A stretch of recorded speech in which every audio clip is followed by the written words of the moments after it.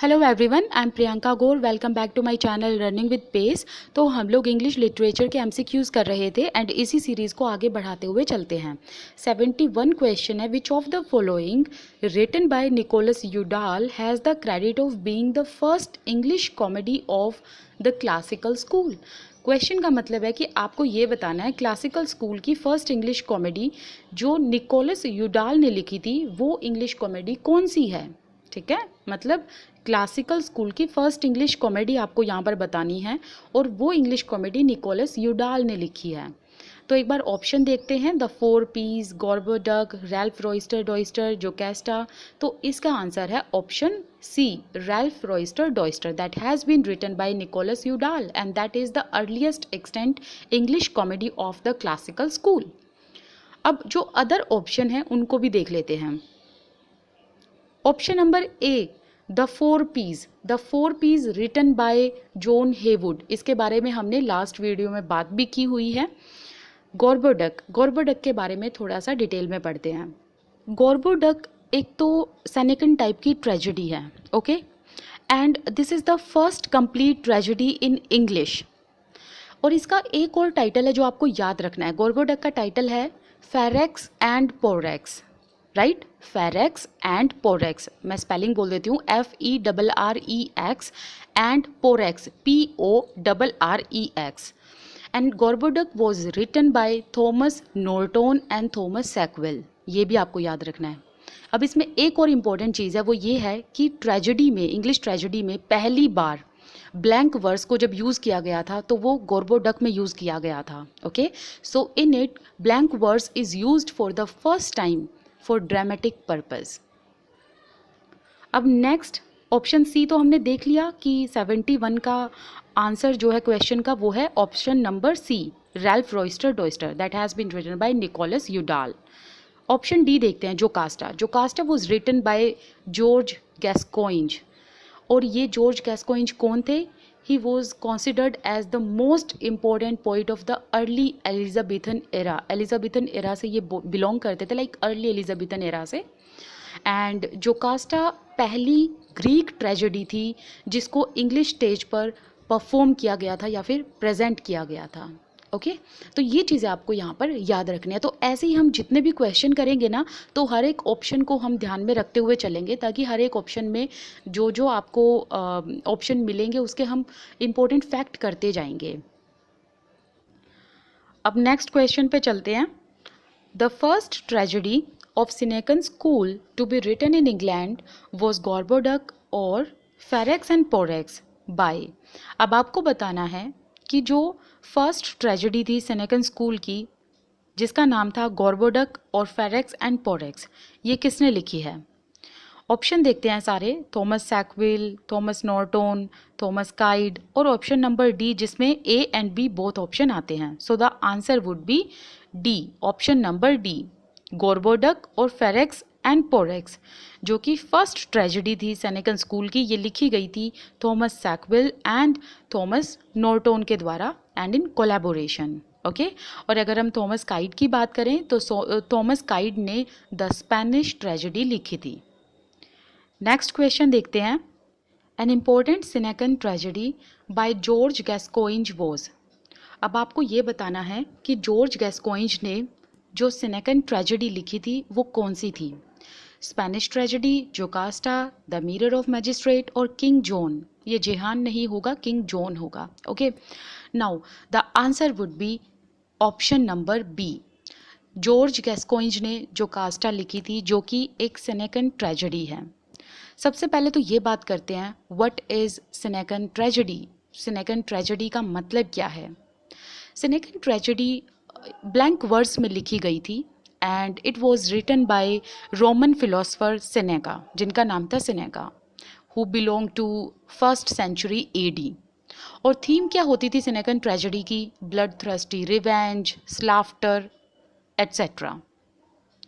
फिर Senecan tragedy को mid 16th century में दोबारा से रीडिस्कवर किया गया इटालियन ह्यूमनिस्ट के द्वारा and after that they became the model for the revival of tragedy on renaissance stage. मतलब फिर हमें रेनेसां स्टेज में दोबारा से सेनेकन ट्रेजेडी का रिवाइवल देखने को मिलता है, And if we talk about the two great dramatic traditions of the age, like French neoclassical tragedy and Elizabethan tragedy, they both drew their inspiration from Seneca only.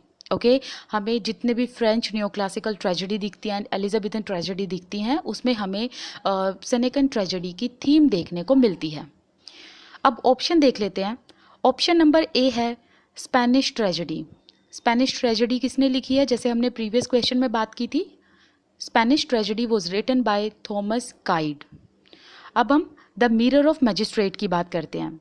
पहले तो इस टाइटल को ठीक करिए. द मिरर फॉर मैजिस्ट्रेट्स है, ठीक है. The mirror for magistrates is kind of a collection of several English poem from Tudor period by different authors which tells the lives and the tragic end of various historical figure. That means the mirror for magistrate, इसके अंदर अलग अलग English poem का collection है, ठीक है. अब ये जो अलग अलग इंग्लिश पोएम है ये अलग अलग ऑथर्स ने लिखी हैं, और ये जितनी भी पोम इसमें कलेक्ट की गई है ना द मिरर फॉर मैजिस्ट्रेट में, इन सभी पोम में क्या बताया गया है? इन सभी पोएम में बताया गया है अबाउट द हिस्टोरिकल फिगर्स, जैसे कि किंग हो गई, क्वीन हो गई, उनकी लाइफ, उनके ट्रेजिक एंड, इसके बारे में बताया हुआ है. तो जो भी ऑथर्स ट्यूडर पीरियड से बिलोंग करते थे और जिन ऑथर्स ने हिस्टोरिकल फिगर्स के लाइफ एंड ट्रेजिक एंड के बारे में अपनी पोम में लिखा है, तो उनकी पोम को उठाकर फिर द मिरर फॉर मैजिस्ट्रेट्स में कलेक्ट किया गया. ओके अब अगर हम इसमें बेस्ट पोम की बात करें कि सबसे बेस्ट पोम कौन सी है द मिरर फॉर मैजिस्ट्रेट्स में, सिंस इसमें बहुत सारे सेवरल इंग्लिश पोम हैं, तो इसमें सबसे बेस्ट कौन सी है?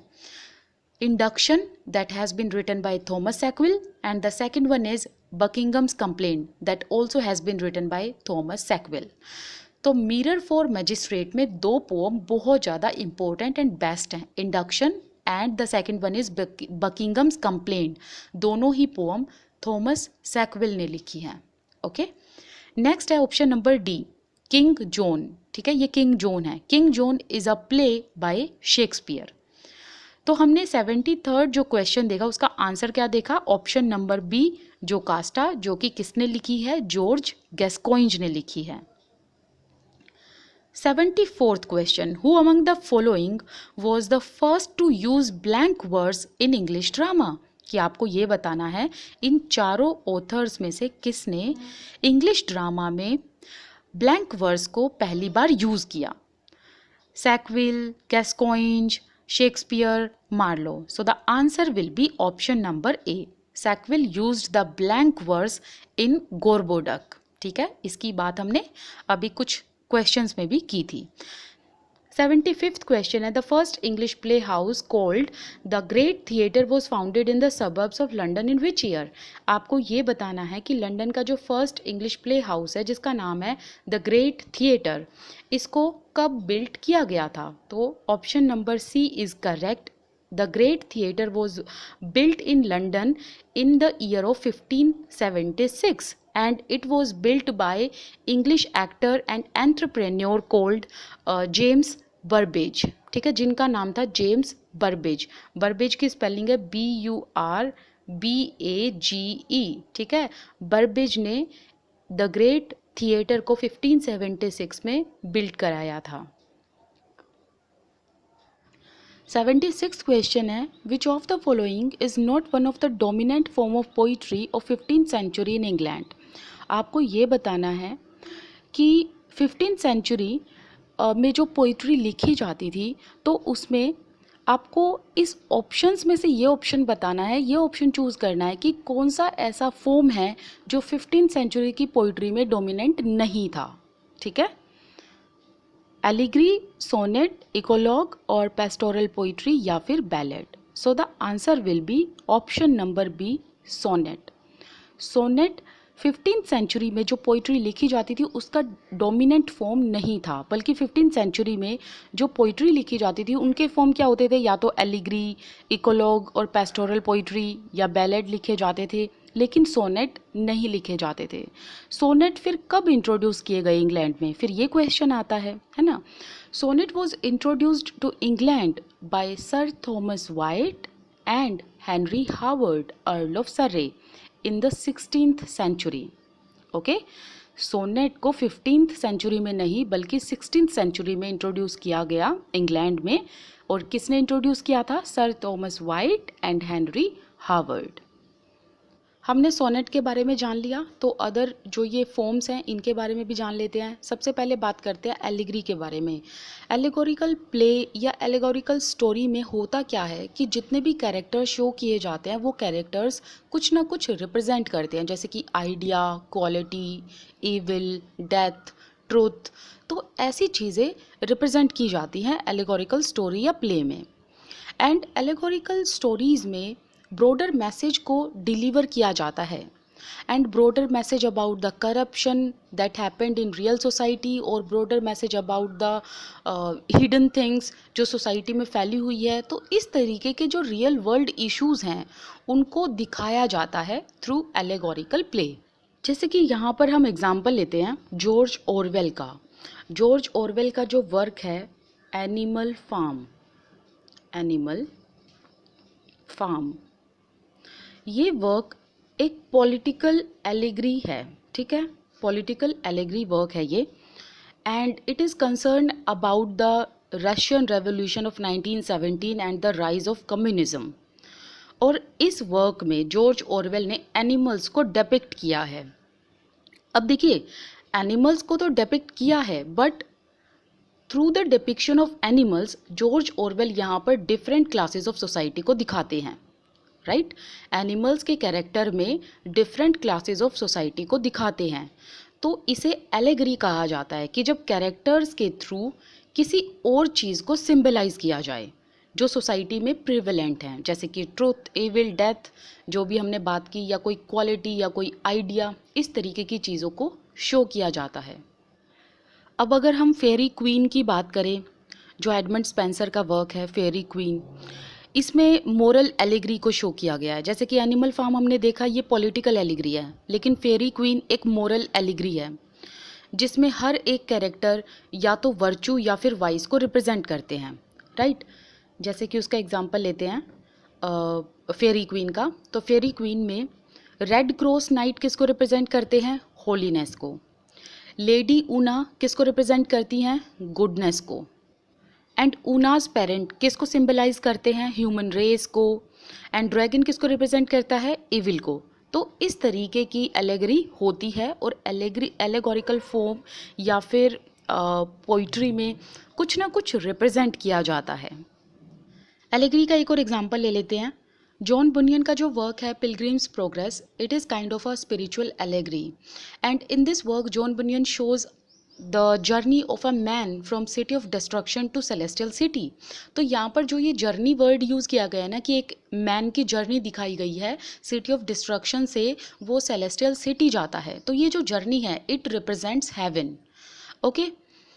अब ऑप्शन नंबर सी देखते हैं, इक्लॉग और पेस्टोरल पोइट्री। इक्लॉग और pastoral poetry short form of poetry होती है, शॉर्ट पोम होती हैं एक्चुअली। यूजुअली ये डायलॉग्स में होती हैं, एंड इनमें मेन सब्जेक्ट होता है रूरल लाइफ या फिर सोसाइटी ऑफ शेफर्ड। एक और चीज़ है, पेस्टोरल पोइट्री में ये भी शो किया जाता है कि जो शहर की ज़िंदगी है, जो सिटी लाइफ है, दैट इज़ करप्टेड। लेकिन इसी के कंपैरिजन में ये लोग जब रूरल लाइफ की बात करते हैं तो रूरल लाइफ में इनोसेंसी दिखाई जाती है, ऐसी कुछ चीज़ें दिखाई जाती हैं। तो इक्लॉग और पेस्टोरल पोइट्री का मेन सब्जेक्ट होता है अबाउट रूरल लाइफ और the society of shepherds. Next है option number D, ballad. Ballad के बारे में हमने डिटेल वीडियो की हुई है, अगर आपने नहीं देखी तो आप इंग्लिश लिटरेचर के प्लेलिस्ट में जाएंगे और आपको वो वीडियो इजीली मिल जाएगी। इनफैक्ट आपको कोई भी वीडियो इजीली मिल जाएगी, क्योंकि मैंने हैशटैग लगा रखे हैं वीडियोज़ में, और आपको समझ में आ जाएगा। एक प्रॉपर क्रोनोलॉजिकल ऑर्डर में मैंने सारी वीडियोज़ बनाई हुई हैं। बैलेड का मतलब होता है अ लव सॉन्ग और love poem which tells a story. चलिए नेक्स्ट क्वेश्चन करते हैं 77। The greatest shortcoming of 15th century poetry was. आपको ये बताना है कि 15th सेंचुरी पोइट्री की सबसे बड़ी कमी क्या थी। ऑप्शन देखते हैं, poverty of themes, immoral note, poor versification, all of the above. The answer will be option number C, poor versification. Versification का मतलब क्या होता है? आर्ट ऑफ राइटिंग वर्स या फिर मेट्रिकल अडेप्टेशन ऑफ समथिंग, उसे वर्सिफिकेशन कहा जाता है। लेकिन पुअर वर्सिफिकेशन का मतलब क्या होगा? जब इन सभी वर्स को, जैसे कि कोई फॉर्म है, मीटर, रिदम, लैंग्वेज, इनका लैक जब होता है, इनको जब ढंग से यूज़ नहीं किया जाता, उसे पुअर वर्सिफिकेशन कहा जाता है। तो 15th सेंचुरी पोइट्री में पुअर वर्सिफिकेशन देखने को मिलती है। 78th क्वेश्चन है, the most voluminous of Chaucerians who has written more than 1,40,000 lines is. आपको यहाँ पर चौसेरियन का नाम बताना है जिन्होंने 1,40,000 से ज़्यादा लाइनें लिखी हैं। ठीक है, तो पहले तो उस राइटर का नाम जानने से पहले चौसेरियन के बारे में समझिए कि चौसेरियन कौन थे। देखिए, जो चौसर थे ना, he was imitated both in England and Scotland. England में भी चौसर को इमिटेट किया जाता था एंड स्कॉटलैंड में भी चौसर को इमिटेट किया जाता था। लेकिन अगर हम इन दोनों चौसेरियन के वर्क को कंपेयर करें तो हम ये कह सकते हैं कि English Chaucerian were very much poor in imitating their masters art. मतलब हमें इंग्लिश चौसेरियन में कुछ ऐसा एडवांसमेंट देखने को नहीं मिलता कि इन्होंने कुछ ऐसा 15th सेंचुरी में पोइट्री में कुछ ओरिजिनल किया है, राइट। इन्होंने बहुत पुअर वर्सिफिकेशन लिखे हैं, चौसर को भी बहुत वियर्ड तरीके से इन्होंने फॉलो किया है, मतलब इनका कोई ओरिजिनल वर्क देखने को ही नहीं मिलता।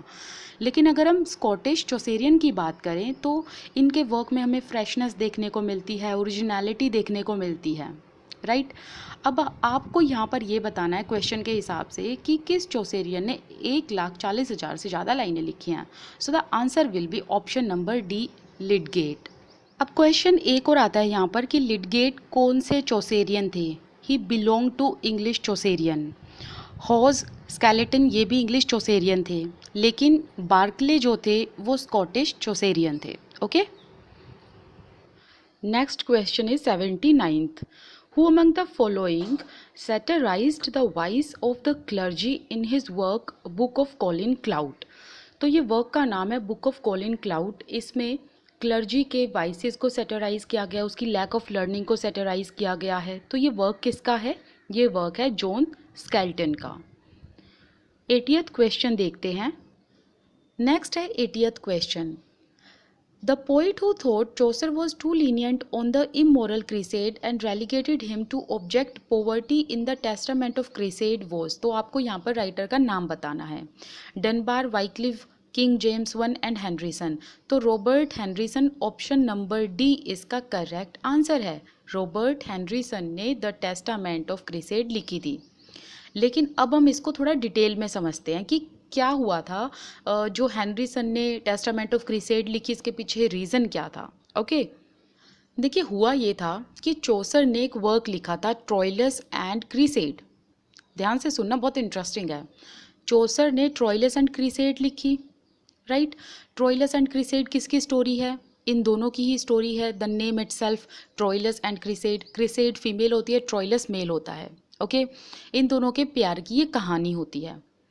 तो चौसर ने जब इस वर्क को लिखा था तो चौसर ने जो एंडिंग की थी ना ट्रोइलस एंड क्रूसेड में, वो एंडिंग रॉबर्ट हेनरीसन को पसंद नहीं आई बिल्कुल भी। ओके, तो इसीलिए रॉबर्ट हेनरीसन ने ट्रोइलस एंड क्रूसेड का एक सीक्वल लिख डाला, the testament of Cresseid. Okay, तो रॉबर्ट हेनरीसन का जो ये वर्क है टेस्टामेंट ऑफ क्रूसेड, ये सीक्वल है किसका? ट्रोइलस एंड क्रूसेड का। और Troilus and Cresseid was written by Geoffrey Chaucer. तो हेनरीसन को ऐसा क्या था जो पसंद नहीं आया ट्रोइलस एंड क्रूसेडा में? रीज़न ये था कि चौसर ने ट्रोइलस एंड क्रूसेडा में ट्रोइलस को तो मार दिया था और क्रूसेडा लिव्ड हैप्पीली। तो ये चीज़ हेनरीसन को पसंद नहीं आई। इसी वजह से हेनरीसन ने ये सीक्वल लिखा था। तो हेनरीसन ने ये सीक्वल में लिखा क्या फिर? हेनरीसन ने सीक्वल में लिखा कि जो ट्रोइलस है वो डेड नहीं है, वो मरा नहीं है। ओके, और फिर एक और कैरेक्टर दिखा दिया, मैं स्पेलिंग लिख देती हूँ, डियोमेड। ठीक है, तो ये जो कैरेक्टर है डियोमेड, इसके साथ क्रेसिडा की शादी हो जाती है, लेकिन थोड़े दिनों बाद डियोमेड क्रेसिडा को छोड़ देता है। तो इसी वजह से Cressida became prostitute and she became the object of poverty with miserable and. और बाद में होता ये है कि जब क्रेसिडा बैगिंग वगैरह करती है तो उस टाइम पर उसके सामने ट्रोइलस आ जाता है और ट्रोइलस उसे पैसे देकर चला जाता है। और जब वो उसे पैसे देता है तब तक वो एक दूसरे को समझ नहीं पाते, जान नहीं पाते कि हम एक दूसरे को जानते हैं। लेकिन जैसे ही ट्रोइलस उसे पैसे देकर चला जाता है तो क्रेसिडा केम टू नो ये तो ट्रोइलस था। और फिर बाद में क्रेसिडा का सफ़र दिखाया गया है एंड एक मिजरेबल एंड दिखाया है क्रेसिडा का। तो रॉबर्ट हेनरीसन ने इस तरीके की एंडिंग की है। लेकिन चौसर ने क्या एंडिंग की थी कि Troilus was killed and Cressida lived happily, but Robert Henryson को ये एंडिंग पसंद नहीं आई, इसीलिए इन्होंने ये सीक्वल लिखा द टेस्टामेंट ऑफ क्रेसिड, जिसमें इन्होंने क्रेसिडा को मिजरेबल एंड के तौर पर दिखाया है and Troilus is not dead in Robert Henryson work. Right, I hope आपको ये समझ आ गया होगा। नेक्स्ट क्वेश्चन है the prose works of Sir Thomas More included. आपको यहाँ पर थॉमस मूर के प्रोज वर्क बताने हैं। ऑप्शन देखते हैं, the life of John Picus, the game and play of the chess, option number C है history of Richard III, and option number D में ए एंड सी दोनों ऑप्शंस इंक्लूडेड हैं। तो इसका सही आंसर है ऑप्शन नंबर डी। थॉमस मूर के जो वर्क हैं प्रोज वर्क वो हैं इसमें से the life of John Picus and the history of Richard III, तो इसीलिए option number D is correct. Next है 82 जो क्वेश्चन है, who among the following is well known for his Morte d'Arthur. Morte d'Arthur के लिए इन options में से कौन से राइटर हैं जो जाने जाते हैं जिन्होंने ये वर्क लिखा? Thomas Malory, Norton, Fisher, Kyte. तो आंसर होगा option number A, Thomas Malory. Okay, तो ये वर्क लिखा है थॉमस मेलोरे ने। जो ये टाइटल है मॉर्टेड आर्थर, ये ओरिजिनल टाइटल नहीं है, बल्कि ये तो पब्लिशर ने दिया है। ओरिजिनल टाइटल थॉमस मेलोरे ने क्या दिया था? The whole book of King Arthur and of his noble knights of the Round table.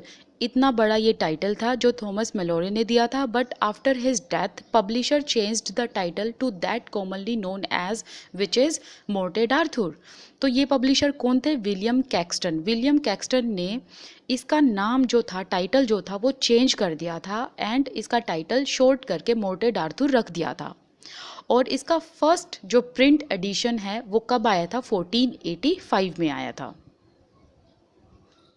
Next is 83 question है, long called the prologue to Canterbury Tales the prologue to modern fiction because of its. अब आपको ये बताना है कि जो long है उन्होंने कैंटरबरी टेल्स के प्रोलॉग को प्रोलॉग टू मॉडर्न फिक्शन क्यों कहा है। एंड कैंटरबरी टेल्स किसका वर्क है? जोफ्रे चौसर का। तो लॉन्ग ने इसके प्रोलॉग को प्रोलॉग टू मॉडर्न फिक्शन क्यों कहा? इसके पीछे रीज़न ये है दैट इसकी नैरेटिव यूनिटी, कैंटरबरी टेल्स में नैरेटिव यूनिटी को इतने अच्छे तरीके से ढाला हुआ है, तो इसी वजह से लॉन्ग ने इसे प्रोलॉग टू मॉडर्न फिक्शन कहा है। तो इसका ऑप्शन नंबर बी बिल्कुल करेक्ट है। अब क्वेश्चन ये आता है कि नैरेटिव यूनिटी का मतलब क्या होता है? जब किसी स्टोरी या प्ले में प्रॉपर कैरेक्टर होते हैं, episodes, imagery, setting, plot, beginning, middle, and, ये सभी चीज़ें होती हैं तो उसे नैरेटिव यूनिटी कहा जाता है, जो कि हमें कैंटरबरी टेल्स में देखने को मिलती है। रियलिज्म का मतलब क्या होता है? रियलिज्म का मतलब होता है द रिप्रेजेंटेशन ऑफ रियलिटी। नाम से ही समझ आ रहा है, रियलिज्म मतलब रियल चीज़ों को दिखाना, कोई आर्टिफिशियल चीज़ें नहीं होनी चाहिए। एंड जो भी रियलिज्म को लिखते हैं they avoid supernatural element and it is kind of a representation of how things really are, मतलब एज इट इज़ चीज़ों को शो करना, पोर्ट्रे करना। ओके, एंड प्रैक्टिकल फैक्ट जो है वो बताना, तो उसे रियलिज्म कहा जाता है। नेक्स्ट है फार फेच्ड इमेजरी। इसके बारे में हम मेटाफिजिकल पोइट्री में बहुत डिटेल में पढ़ चुके हैं। अगर आपने वो वीडियो नहीं देखी है तो आप प्लीज़ जाकर देखना, आपको बहुत अच्छे से इसका मीनिंग समझ में आएगा। बट ऑल एंड ऑल हम यहाँ पर भी इसको समझने की कोशिश करते हैं। देखिए, फार फेच्ड इमेजरी क्या होता है? इसके अंदर ना दो अनलाइकली चीज़ों को कंपेयर कर दिया जाता है, but there is a logic behind it. ठीक है, अगर दो अनलाइकली चीज़ें कंपेयर की जाती हैं उसके पीछे एक रीज़न भी होता है, एक लॉजिक भी होता है। एग्जाम्पल के तौर पर हम जॉन डन का एग्जाम्पल लेते हैं। जॉन डन ने द फ्ली लिखी थी, जब द फ्ली, उसमें फ्ली की बॉडी को टेम्पल बोला गया था। फ्ली की बॉडी को टेम्पल बोला गया था, मंदिर। ठीक है, अब मैं स्टोरी बताती हूँ, आपको समझ में आएगा कि इसकी बॉडी को टेम्पल क्यों बोला गया। देखिए, ये जो फ्ली है ये लवर एंड बिलविड दोनों को काट जाती है। ठीक है, एक तरफ लवर होता है, एक तरफ बिलविड होती है, उन दोनों को काट जाती है। जैसे ही फ्ली इन दोनों को बाइट कर जाती है तो इसी बात पर लवर अपनी बिलविड को कहता है, now we are united without breaking any social norms. मतलब कि अब हम एक हो चुके हैं और हमने कोई सोशल नॉर्म्स को भी नहीं तोड़ा। अब यहाँ पर सोशल नॉर्म्स का मतलब क्या है, that without any sexual activity we are one. Okay, तो यहाँ पर जो इन्होंने ये बात कही लवर ने कि we are united, we are one, ये क्यों कहा? क्योंकि लवर ने ये लॉजिक दिया कि ये जो फ्ली है इसने मुझे काटा, मेरा खून इसके पेट में गया, तुम्हें काटा, तुम्हारा खून इसके पेट में गया, मतलब बॉडी में गया, तो हम दोनों इसकी बॉडी में जाकर एक हो चुके हैं। तो इसी वजह से without breaking any social norms अब हम एक हैं, अब हम यूनाइटेड हैं और हमारी शादी हो चुकी है। शादी कैसे? देखिए, उसने कहा कि जो फ्ली की बॉडी है it is a temple, okay, and flea की बॉडी में जो खून है वो किसको रिप्रेजेंट करता है? हमारी शादी को, हमारे प्यार को, हमारे यूनाइट को। ओके, तो इसीलिए यहाँ पर लवर कहता है कि जो फ्ली की बॉडी है that is a temple in which we are married. तो इस तरीके से जॉन डन ने अनलाइकली चीज़ों को लॉजिकली कंपेयर किया हुआ है। नेक्स्ट है 84th question, who among the following has been called the morning star of reformation? Wycliffe, Malory, Chaucer या कैक्सटन? तो देखिए इसका आंसर है ऑप्शन नंबर ए, वाइक्लिफ। अब बहुत सारे बच्चे इतने कंफ्यूज होते हैं ना, morning star of reformation Wycliffe है या चौसर है। बहुत सारे बच्चे चौसर भी सोच लेते हैं, नहीं, चौसर के लिए है मॉर्निंग स्टार ऑफ रेनेसा, ठीक है, लेकिन वाइक्लिफ को मॉर्निंग स्टार ऑफ रेफर्मेशन कहा जाता है।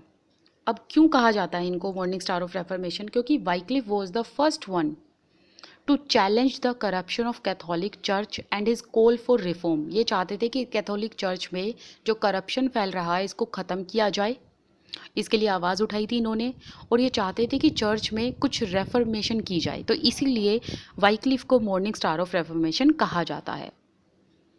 और चौसर को याद रखने का तरीका भी मैं एक बता देती हूँ, थोड़ा इलॉजिकल लग सकता है बट हाँ, यही सोच के चल लो कि चौसर के बाद रेनेसा स्टार्ट हो जाता है, रेनेसा पीरियड स्टार्ट होता है, तो इसी वजह से इनको मॉर्निंग स्टार ऑफ रेनेसा कहा जाता है। ओके, तो याद रखने के बहुत सारे तरीके हो सकते हैं, डिपेंड्स ऑन यू कि आप किस तरीके से याद रखते हैं। नेक्स्ट क्वेश्चन है 85, what is the significance of the name the war of roses?